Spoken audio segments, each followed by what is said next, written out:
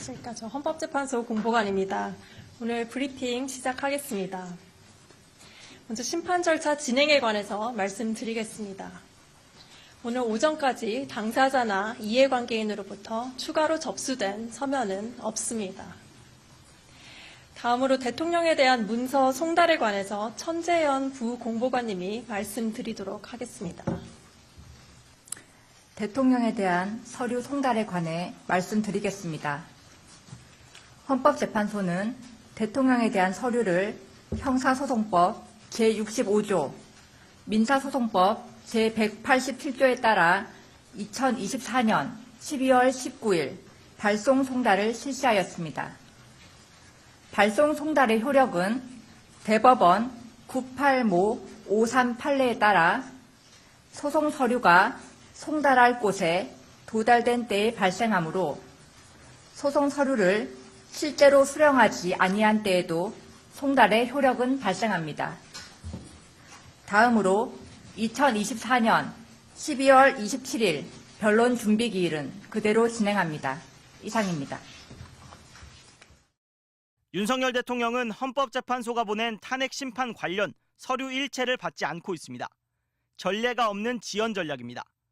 노무현 전 대통령은 탄핵 소추안 가결 다음 날 서류를 받아 5일 뒤 의견서 등을 제출했고, 박근혜 전 대통령은 탄핵안 가결 당일 인편으로 전달된 서류를 받고 7일 뒤 답변서를 냈습니다. 헌재는 내일 송달 간주 여부를 확정하고 추후 절차 진행 방향을 정할 방침입니다.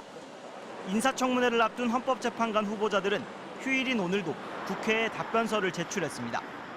윤석열 대통령은 이번 비상계엄이 통치행위라 사법심사 대상이 아니라고 주장하고 있습니다. 대통령의 비상계엄 선포권 행사는 사명권 행사, 외교권 행사와 같은 사법심사의 대상이 되지 않는 통치행위입니다. 군사 반란을 일으켰던 전두환식 논리입니다. 1997년 대법원은 비상계엄 선포가 국헌문란 목적으로 이뤄진 경우 법원은 그 자체가 범죄 행위에 해당하는지 심사할 수 있다고 못 박았습니다.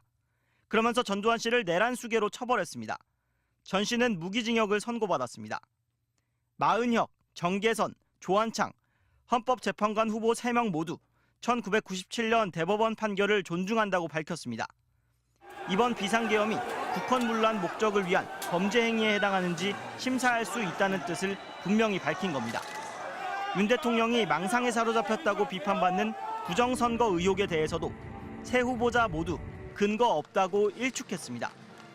법원에 제기된 다수의 선거 무효 소송은 모두 기각됐고, 이 과정에서 부정선거 의혹이 구체적으로 증명된 바 없다. 과거 3.15 부정선거 등에 대한 반성과 경계를 다른 어느 나라보다 잘 해오고 있다고 답했습니다. 다만 탄핵 재판 속도에 대해서는 의견이 엇갈렸습니다. 더불어민주당이 추천한 마은혁, 정계선 후보자는 신속한 선고가 필요하다고 했고, 국민의힘이 추천한 조한창 후보자는 당사자의 절차적 권리 보장과 충실한 심리도 함께 언급하며 신중한 입장을 보였습니다. MBC 뉴스 김상훈입니다.